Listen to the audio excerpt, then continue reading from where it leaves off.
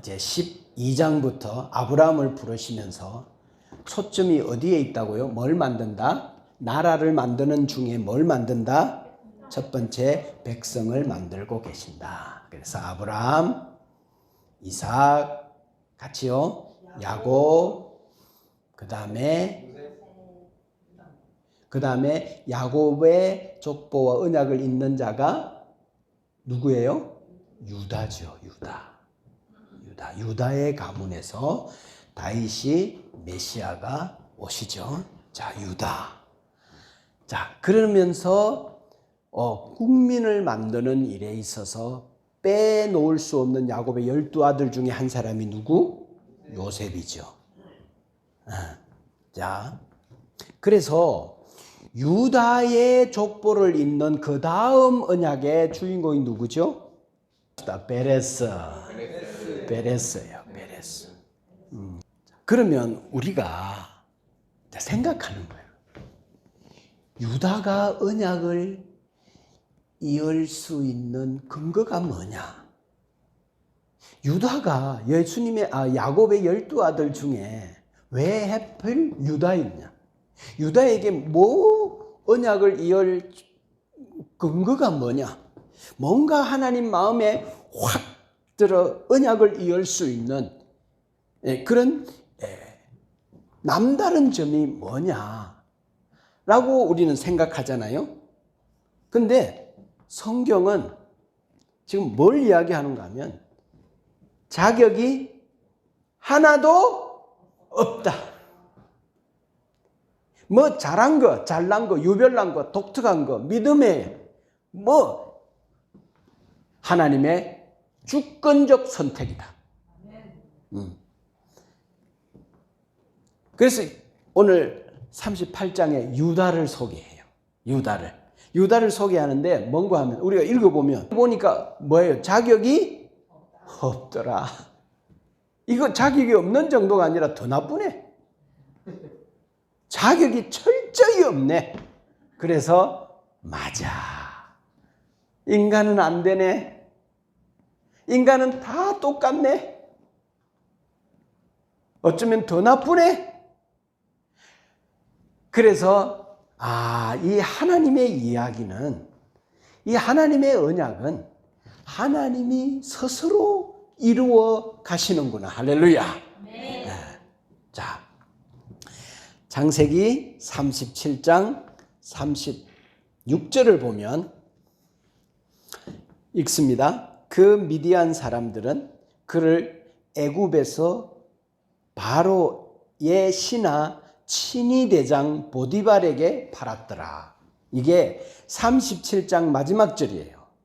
자, 그리고 39장 1절을 가면 39장 1절 요셉이 이끌려 애굽에 내려가매 바로의 신하 친위대장 애굽 사람 보디발이 그를 그리로 데려간 이스마엘 사람의 손에서 요셉을 사니라 그랬어요. 그러면 37장 마지막 절과 39장 1절 자연스럽게 연결돼야 안 돼요? 연결이 되죠?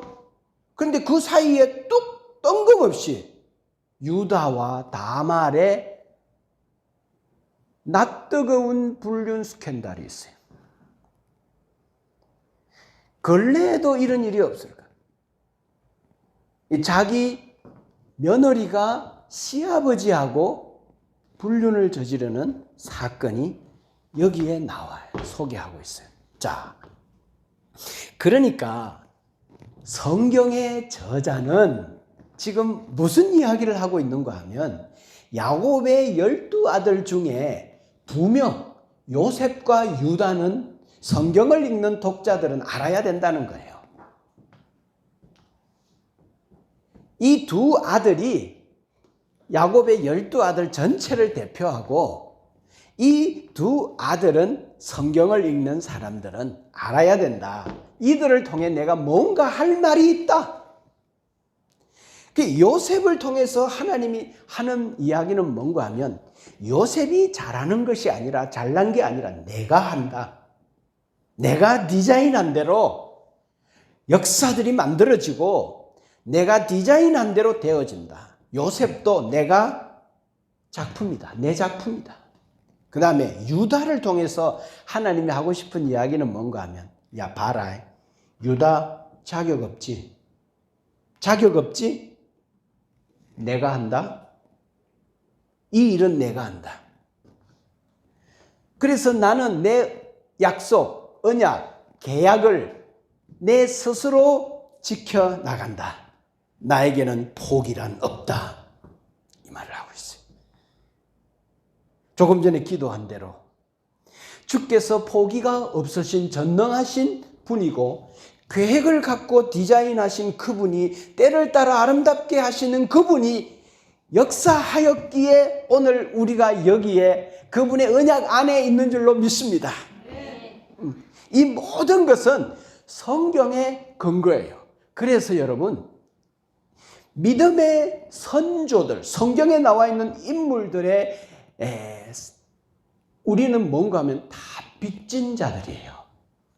그들이 인생을 걸고 인생을 포기하고 하나님의 언약에 목숨을 걸고 삶을 던졌던 사람들에게 빚진 사람이에요.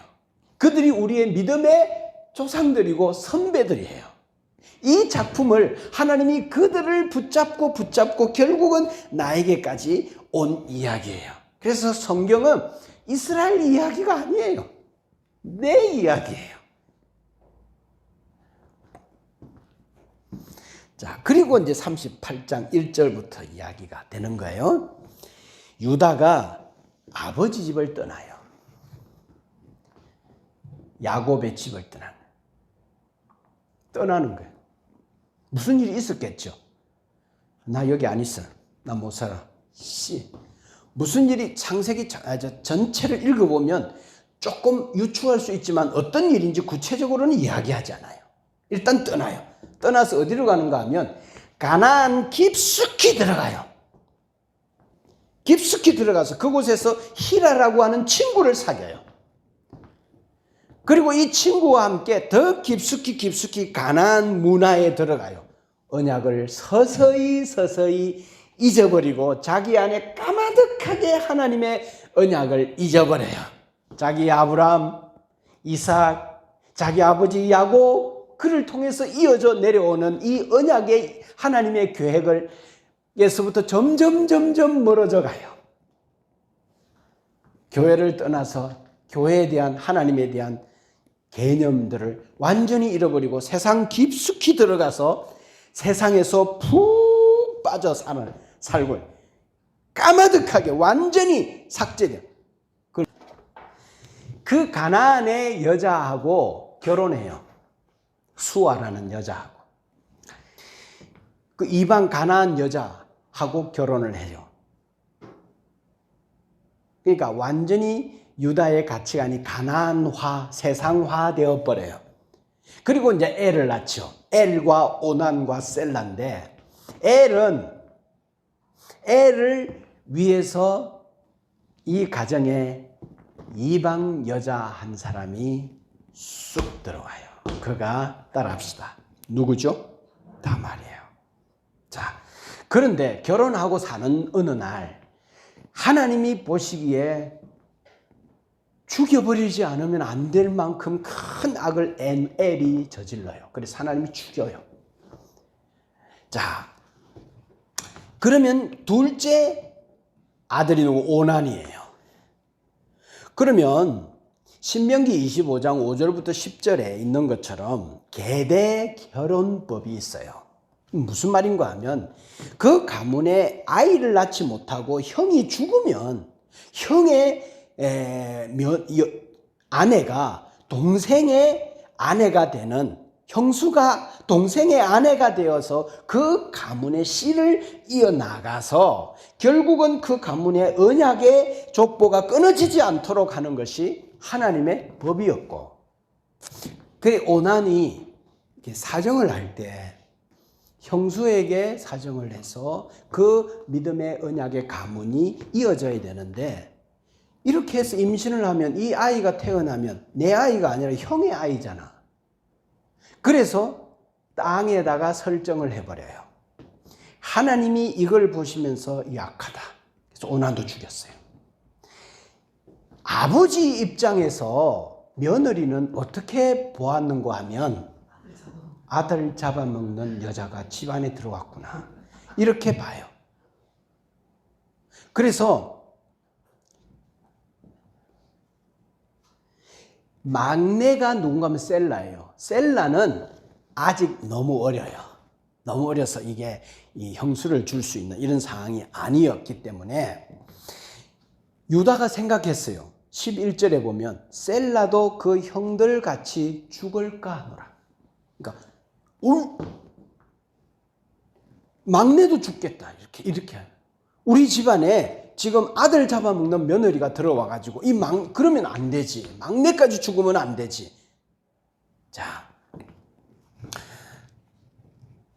유다는 그리스도가 오는 가문을 이어야 하는 이 사람인데 지금 돌아가는 분위기를 보면 그리고 그 자녀들의 신앙도 보면 꽝이에요. 하나도 없어요. 이제 보세요. 유다를 통해 결국은 하나님의 언약을 이어야 되는데 지금 유다가 하나님의 언약을 이을 마음이 전혀 없어요. 그 자녀들에게도 이런 마음이 전혀 없어요. 하나님의 언약이 끊어질 위기 가운데 있어요. 이때 이제 아내가 죽죠. 유다의 아내가 죽고 그 유다의 아내의 애도 기간이 끝나고 난 후에 히라라는 친구와 함께 양털 깎는 날이 다가왔어요. 그러니까 뭔가 하면 목축업이니까 농사일을 하는 사람들은 추수날 하는 날이란 말이에요. 그러니까 양털 깎는 날, 그러니까 이 시기는 어떤 시기인가 하면 축제의 시기예요. 모든 목축업의 결산을 짓고 축제하는 그런 날에 이 가나안 사람들은 어떤 일을 했는가 하면 이 축제 기간에 신전에 올라가서 신전 창녀들과 성적 행위를 함으로 바알과 아세라의 그 부부의 신들을 자극해서 그들로 하여금 좋은 부부 관계를 우리가 여기서 성관계를 하는 걸 보면서 이렇게 보면서 와 저게 저렇게 좋나? 와 우리도 하자. 그래서 바알과 아세라가 좋은 부부 관계를 통해서 그러면 저들에게도 복을 줘야지.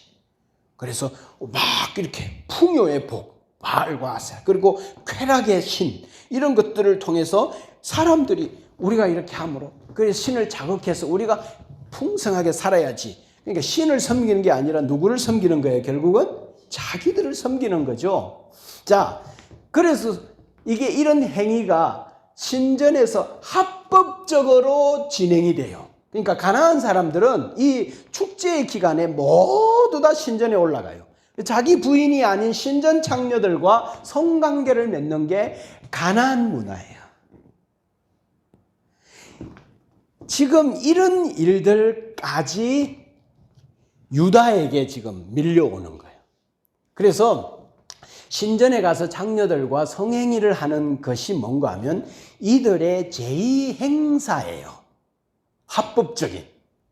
그러니까 가나안 문화가 얼마나 타락한 문화인지. 그러니까 그들은 이 타락한 것조차도 모르고 이것을 자행하고 있는.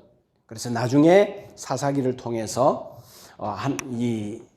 이런 부분에 대해서 다시 한번 살펴볼 겁니다. 자, 여기에서 우리는 다시 돌아와서 다말이라는 여자의 입장에서 자기의 운명과 여자로서의 삶을 한번 생각해 보세요.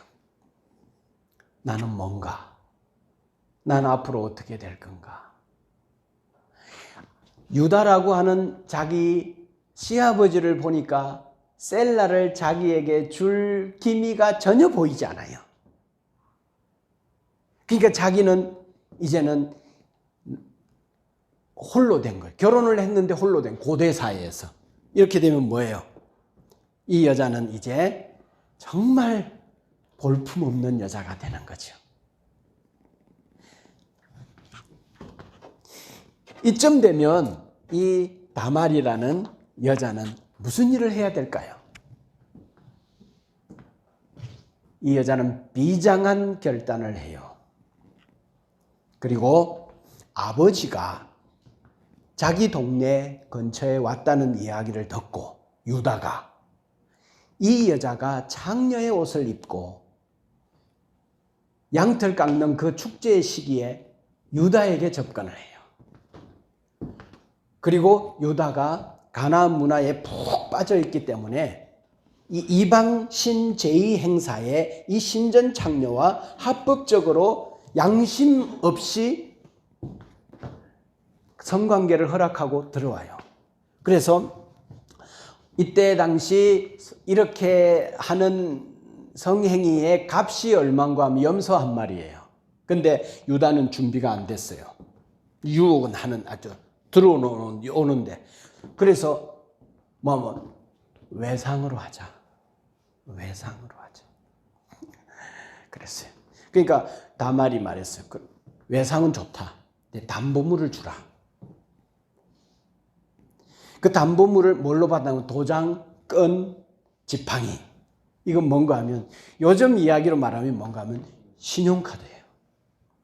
자기의 신분을 정확하게 표현할 수 있는 그것을 딱 받았어요. 그리고 38장 18절 마지막 부분에 따라 읽어봅시다. 그가 시작. 그녀가 유다로 말미암아 임신하였더라. 다말이 유다로 말미암아 임신했다. 그렇게 성경이 놀라운 메시지를 던져주고 있어요. 그러니까 이 아이의 아버지는 누구예요? 이 아이의 아버지는 할아버지예요. 자, 그 예수님의 족보에서 아들대가 아니라 손자대가 아들대로 들어오는 이야기를 지금 성경이 설명하고 있어요. 요건 내 성경 읽는 독자들이 왜 뛰어넘었지? 왜 베레스지? 이걸 설명해 줘야 된다는 거죠. 정확하게. 자, 다말은 이방 여자잖아요. 가나안 여자잖아요. 근데 어디에 시집 온 거예요? 언약의 가문에 시집을 온 거예요. 근데 남편이 죽었죠. 아버지는 자기에게 셀라마저 줄 기미는 보이지 않죠. 여자로서 행복은 달콤함은 끝났죠. 불행한 여인이에요. 기구한 운명 속에 들어온 거죠. 그런데 이 여자에게 하나님께서 일하셨어요. 이 여자에게 한 가지 생각이 있었어요. 이 상황 가운데서 내가 어떻게 할 것인가. 그래서 이 가문에서, 이 상황에서 씨를 생산함으로 하나님의 언약의 가문을 이어야 하겠다. 이 일에 이 다말은 자신을 다 던졌어요. 자, 그러고 난 이후에 다말이 임신했다는 소식이 들려요. 그러니까 유다가 알고 이제는 셀라마저도 안 줄 수 있는 합법적인 이유가 생겼잖아요. 그가 음란하게 하지. 그래서 임신을 해서 애를 뱄으니까 그래서 그를 데리고 와라 하면서 화형을 시키자. 그래서 많은 사람들이 다말을 데리고 와요. 다말을 데리고 와가지고 화형을 시키는 준비들을 할 때 다말이 이런 이야기를 하죠. 내가 성관계를 가진 사람이 있는데 그가 누구인지 그에 대한 담보물이 여기 있다. 그러면서 받았던 담보물을 딱 제안하니까 유다가 그때 당시 딱 잡아뗄 수 있잖아요. 그죠? 그게 자기 지금처럼 신분증이 있고 얼굴이 있고 이렇게 주민등록번호가 딱 있고 이게 아니니까 딱딱 잡아뗄 수 있는데 자기 물건인 줄 알아보고 시작. 유다가 그것들을 알아보고 이르되 그는 나보다 옳도다. 내가 그를 내 아들 셀라에게 주지 아니하였음이로다 하고 다시는 그를 가까이 하지 아니하였더라. 앞절에 보면 유다가 그것들을 알아보고 이르되, 그는 누구예요? 다말이죠. 나는 누구예요? 유다죠.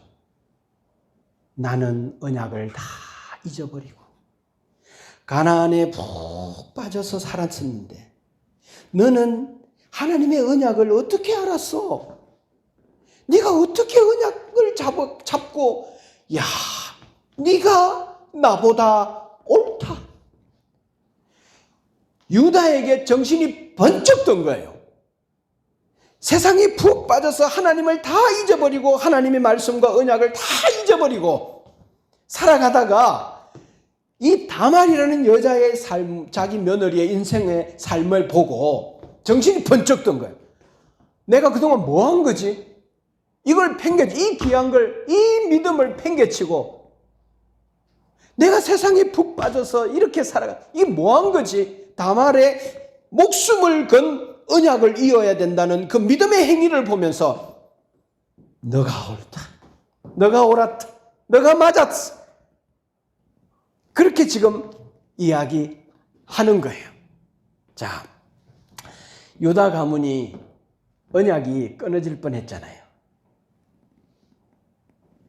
그런데 이 언약을 잇는데 다말이 자기 인생을 건 거예요. 여자로서 가장 수치스러운 일을 감행한 거예요. 얼마나 많은 사람들이 비난하겠어요? 발각이 되어지면 화형당한다 했잖아요. 매장되지 않겠어요? 추방되지 않겠어요? 그러면 이 여자는 홀로 어디 가서 살아야 돼요? 자기 목숨을 걸 때에만 가능한 일을 행동한 거예요. 이 여인은요, 언약을 잇는 것에 자기의 전부를 걸었어요. 자, 근데 보십시오. 이야기의 내용을 보면 신전창녀로 유혹했잖아요. 또 불륜이잖아요. 시아버지하고 성관계를 갖는 폐륜이잖아요. 거짓말이 여기에 들어가 있죠. 좋은 거예요? 나쁜 거예요? 옳은 거예요? 맞는 거예요?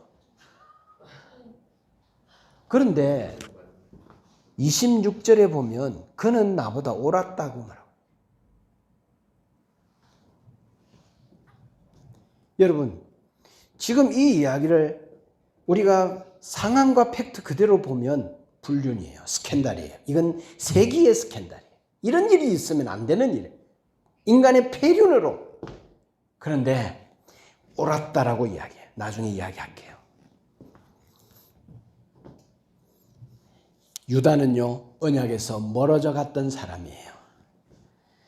예수님의 족보 안에 들어올 어떤 요소는 전혀 없는 사람이에요. 그러나 이방 여인 다말은 달랐어요.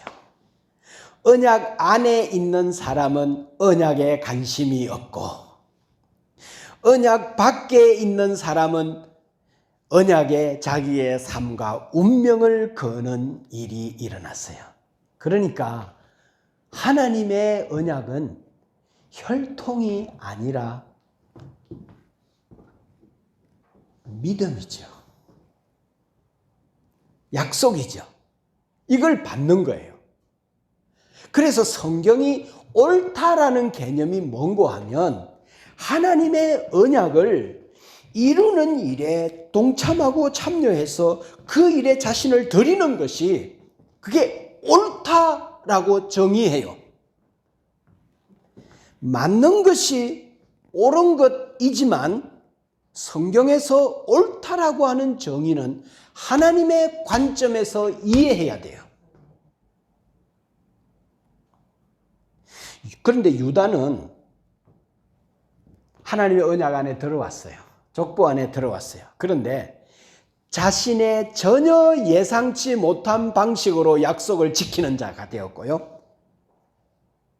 심지어는 자신의 타락으로도 말미암아 하나님의 언약이 이루어지는 데 쓰임 받았어요. 약속은요, 결국 자기 길을 가요.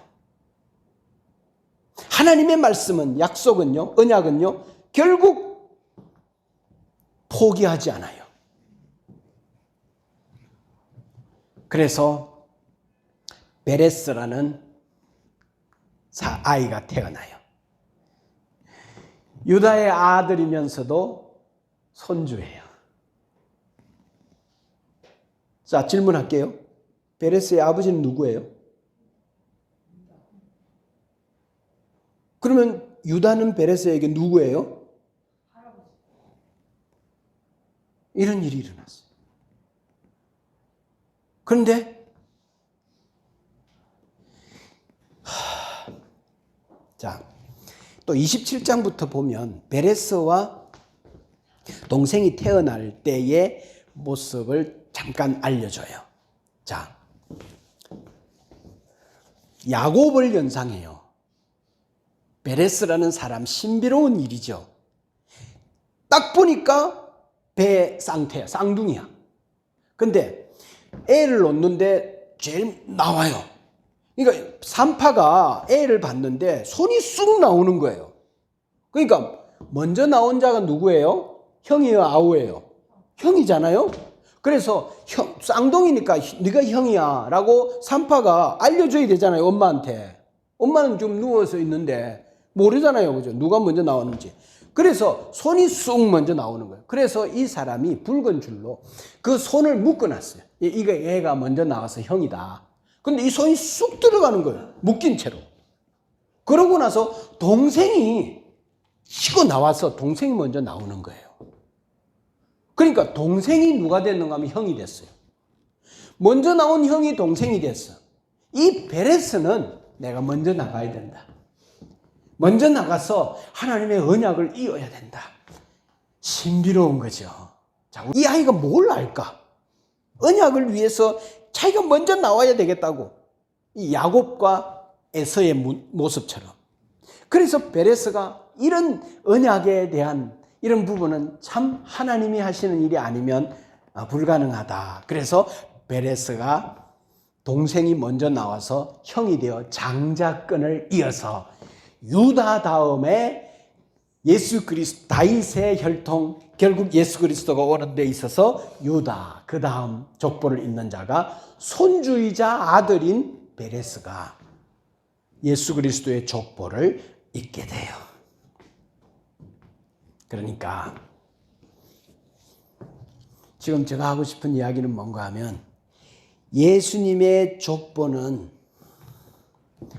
콩가루 집안이다, 집안이다. 뭐예요? 콩가루 집안.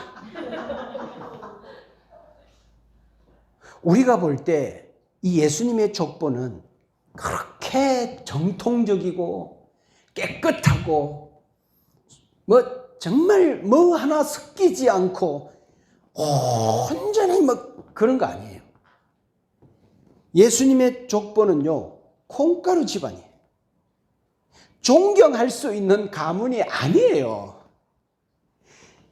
여러분, 이 이야기를 왜 하는 줄 아세요? 성경이 이 이야기를 왜 이런 말도 안 되는 배륜을 옳다고 말하면서 여기에 기록하고, 이건 내가 성경을 읽는 독자들에게 내가 꼭 하고 싶은 이야기다 라고 하는 이야기가 뭔지 아세요?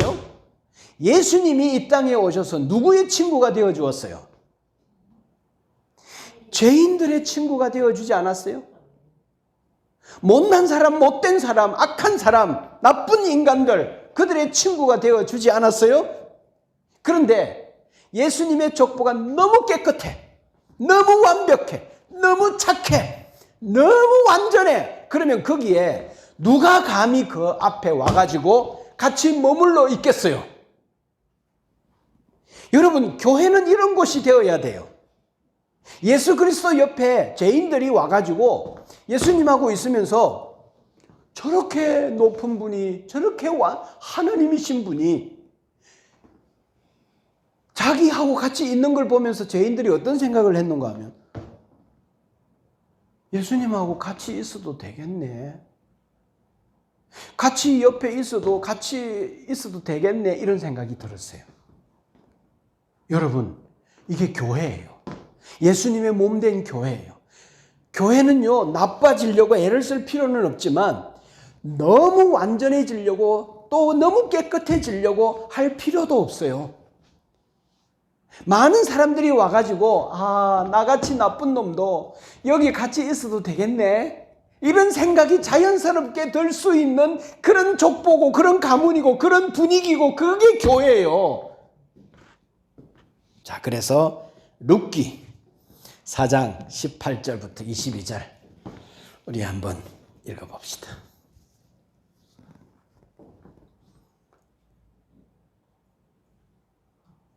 자, 시작. 베레스의 계보는 이러하니라. 베레스는 헤스론을 낳고 헤스론은 람을 낳고 람은 아미나답을 낳고 아미나답은 나손을 낳고 나손은 살몬을 낳고 살몬은 보아스를 낳고 보아스는 오벳을 낳고 오벳은 이새를 낳고 이새는 다윗을 낳았더라.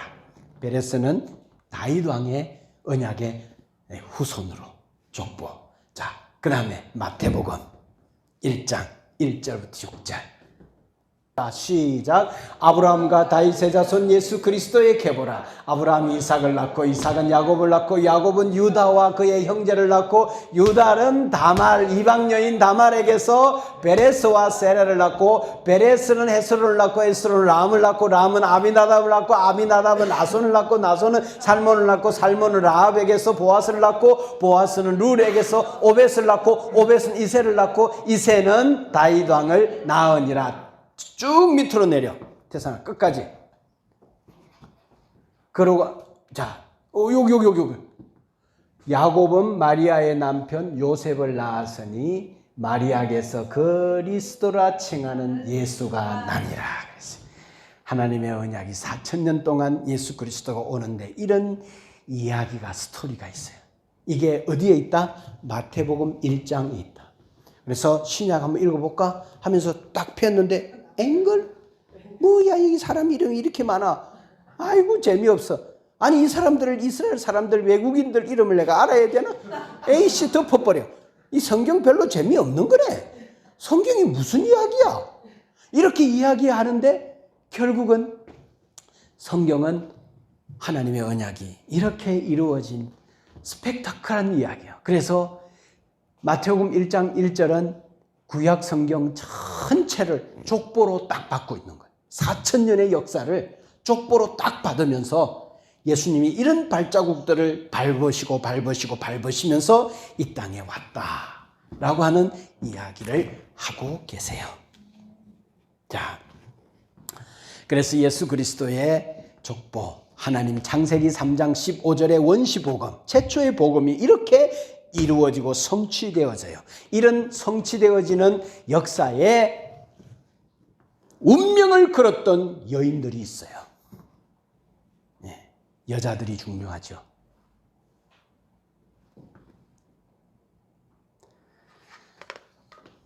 그래서 결국 다윗이 태어나고, 만일에 앞에 이런 사람들의 헌신이 없었다면 결국 다윗이 어떻게 태어나지 않죠. 예수가 오지 않죠. 가문이 끊어지죠.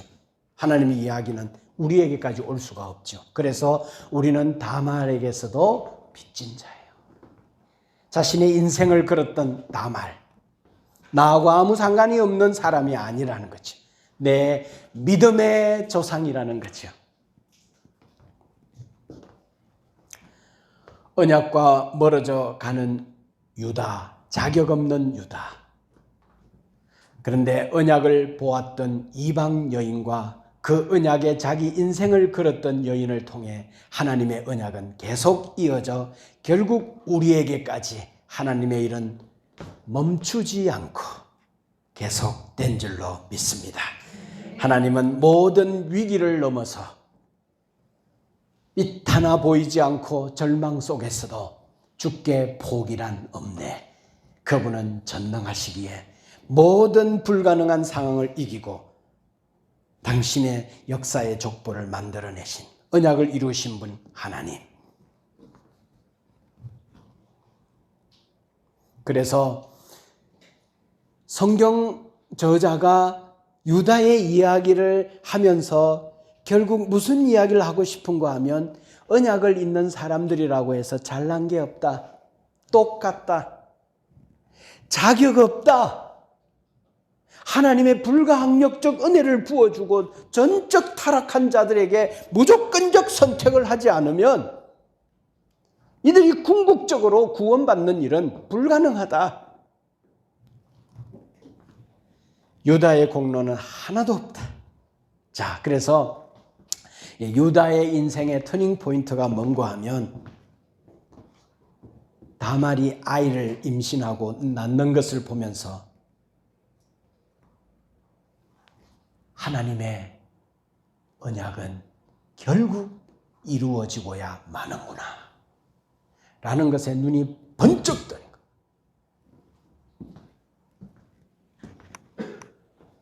그래서 햇불 언약 앞에 유다는 항복합니다. 마리아에게서 그리스도라 칭하는 예수가 나니라. 성경은 하나님의 약속이 어떻게 성취되어지는지에 대하여 말하고 있는, 그리고 이 일에 수종드는 것, 이것이 옳은 일이다. 지금 우리는 옳은 일을 하고 있는 줄 믿습니다. 착한 일을 하는 것이 옳은 일이 아니고, 맞게 사는 것이 옳은 일이 아니고, 하나님 관점에서 옳은 일은 하나님의 언약을 이루어가는 일에 자신의 삶을 드리는 것, 이것이 옳은 일이라고 성경이 이야기를 합니다. 자, 마지막 정리합니다. 지금 이 다말의 이야기는 아주 불경스럽고 폐륜적인 이야기입니다. 그런데 성경은 이 기록을 아름다운 이야기로 소개합니다. 베레스에게 묻습니다. 너의 아버지는 누구야? 그러면 왜 저런 걸 물어? 우리 할아버지가 우리 아버지야. 뭔 말이야 그게? 베레스는 겉으로 보기에는 사생아였어요. 예수 그리스도는, 여자의 후손으로 온 예수 그리스도는 너 아버지가 누구야? 그러면 유다라고 해야 되나?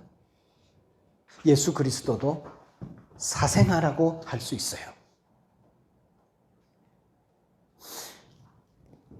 이런 상황 가운데서 온 인류의 진정한 장자가 하나님의 언약으로 이루어져서 오늘 모든 인류의 구원자로 하나님의 언약과 약속을 결국 이루어 많은 사람과 영혼을 살리고 하나님의 명예가 회복되어지고 승리와 결국 영광이 나타나는 이 일이 옳은 거라는 거예요.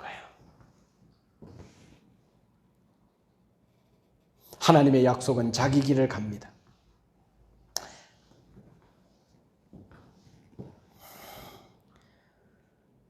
믿음으로 승리하기를 주의 이름으로 축복합니다.